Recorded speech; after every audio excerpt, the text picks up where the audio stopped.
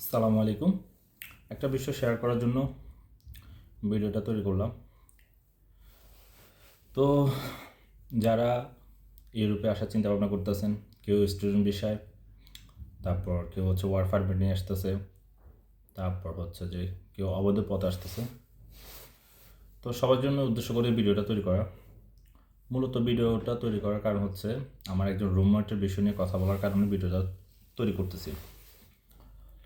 তো আমার roommate student আরব আরব কান্ট্রির। তো এদেশে আপনার রুম ভাড়া খাওয়া খরচ তো অনেক বেশি। তো পড়ালেখার পাশাপাশি তারা পার্ট টাইম জব করে নিজেদের পড়ালেখার খরচ, থাকা খাওয়ার খরচ বহন করে। তো সে যে রেস্টুরেন্টে জব করতো, সেই রেস্টুরেন্টে জবটা শেষ হয়ে গেছে, কন্ট্রাক্ট শেষ, আপাতত সে বেকার এবং মাসেরও শেষ। তো মাস শেষে নতুন মাস আসতেছে, রুম ভাড়া দিতে হবে। আর এইসব দেশে হচ্ছে মাসের 5 তারিখের মধ্যে আপনার রুম ভাড়া পরিশোধ করতে হয়। আপনি খাচ্ছেন নাকি খাচ্ছেন না ওটা দেখার বিষয় না, কিন্তু 5 তারিখের মধ্যে রুম ভাড়া পরিশোধ করতে হবে। তো আমার রুমমেট তার রুম ভাড়া হচ্ছে যে আপনার 400 ইউরো, যা বাংলাদেশের টাকায় 56,000 টাকা। খাওয়া খরচ বাদ দিলাম।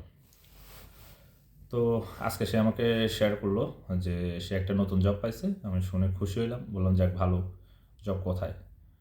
তো সে যে জায়গায়, মানে আমরা যেখানে থাকি সেখান থেকে জবের দূরত্ব হচ্ছে 200 কিলোমিটার। যাওয়ার সময় 200 কিলোমিটার, আসার সময় 200 কিলোমিটার, টোটাল 400 কিলোমিটার। তো মূলত সমস্যা হচ্ছে যে এখন উইন্টার সিজন, ঠান্ডার সময় ইউরোপের বেশিরভাগ দেশগুলোতে কাজ থাকে না বলতে আমাদের ইউরোপের দেশগুলোতে হচ্ছে আপনার ট্যুরিস্টদের উপর মূলত রেস্টুরেন্ট বা অন্যান্য ব্যবসা বাণিজ্য ট্যুরিস্টদের উপর অনেকটাই নির্ভরশীল। তো ঠান্ডার সময় আপনার ট্যুরিস্টরা চলে যায়, সেই কারণে আপনার বেচা বিক্রি থাকে না, কেনা বেচা থাকে না। তো সেই হিসাবে নতুন করে কাউকে কাজে নেয় না, এবং অনেক রেস্টুরেন্ট আছে, অনেক দোকান আছে, এগুলা 2 মাস 3 মাসের জন্য বন্ধ করে দেয়। তো আবার যখন আপনার সামার আসে, গরমের সময় আসে, তখন আবার রেস্টুরেন্টগুলো চালু করে বা বিভিন্ন ব্যবসা বাণিজ্য আবার চালু করে। অনেকে আবার দেশে চলে যায়। এরপরে শীতের সিজনটা চলে গেলে তারপর আবার গরমের সিজনে এসে ব্যবসা বাণিজ্য করে। তো সেই হিসাবে নতুন করে যারা সামারে আসে, উইন্টার মানে শীতের সময় আসে, তো তারা কাজ পায় না। আমি যে কাজটা করতেছি আসলে, মানে আমি আমার মামার কাছে থাকি। যদি সত্যি কথা, যদি আমি তার কাছে না থাকতাম তাহলে এখানে আমার মানে থাকা খাওয়া অনেক কষ্ট হয়ে যেত। অনেক কষ্ট, যেটা বলার বাহিরে।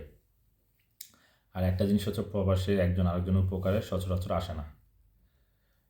তো এখন মূলত কথাটা হচ্ছে, যারা আপনার ভিজিটে আসবেন, এসে অবৈধ পরে বৈধ হইতে চাইবেন, এরপর হচ্ছে যারা ওয়ার্ক পারমিটে আসবেন বা অবৈধ পথে এসে ঢুকবেন, তো যদি আপনাদের আত্মীয় স্বজন কেউ থাকে, চেষ্টা করবেন তাদের মাধ্যমে একটা কাজের ব্যবস্থা করার জন্য। সবচেয়ে ভালো হবে এটা, কারণ আপনার আত্মীয় স্বজনও আপনাকে কয়দিন বসে বসে খাওয়াবে। আর একজন মানুষের এখানে একদম নিম্নতম খরচ প্রায় 70-80 হাজার টাকা। আপনি যদি কিটটামি করেও চলতে চান, আপনার 70-80 হাজার টাকা খরচ হবে। আপনার রুম ভাড়া, থাকা খাওয়া, নাস্তা খরচ, আর অন্যান্য খরচ যদি থাকে তাহলে আরও অনেক বেশি খরচ চলে আসবে। আর যদি আপনি গ্রাম সাইড, আমরা তো সিটির মধ্যে আছি, গ্রাম সাইডে চলে গেলে সেটা আর একটু কিছুটা কমে যায়, গ্রাম সাইডের খরচটা একটু কমে যায়, সেখানে রুম ভাড়াটা কম।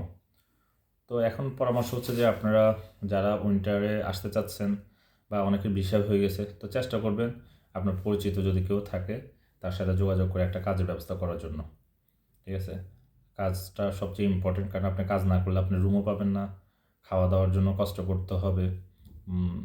তো প্রবাসে তো কেউ কারো উপকার সচরাচর করতে চায় না, কারণ তারাও কষ্ট করে, তারাও পরিশ্রম করে, তার কষ্টের টাকা আপনাকে কেন দেবে? হ্যাঁ, এই হচ্ছে কথা। এই এতটুকুই। আর আর কিছু বলার নেই। তো যারা আসতেছেন তাদের জন্য শুভকামনা, দোয়া রইল। ভালো থাকবেন। আল্লাহ হাফেজ। আসসালামু আলাইকুম।